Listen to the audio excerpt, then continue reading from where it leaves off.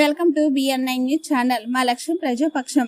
గోదావరి నది ఘోష శ్రీరాముల వారి చెంతకు ట్రాక్టర్ల ద్వారా సొసైటీ గిరిజనులకు ఉపాధి కల్పించి మాన్యువల్ గా తోలాల్సిన ఇసుకను గతంలో నడి గోదావరిలో భారీ యంత్రాలతో గోదావరిని చీల్చి సొంత టెప్పర్ల ద్వారా అక్రమంగా ఇసుకను ఒడ్డుకు చేర్చిన దృశ్యాలు, అక్రమ మైనింగ్ ద్వారా గిరిజన చట్టాలు 1/70, పీసా చట్టం, వాటా చట్టాలు, గిరిజనుల చట్టాలను తొంగలో తొక్కుతున్న అక్రమ మైనింగ్ కాంట్రాక్టర్లు నూతన ప్రభుత్వంలో గిరిజనులకు ఉపాధి కల్పించాలని గిరిజన ప్రజా సంఘాలు కోరుతున్నాయి.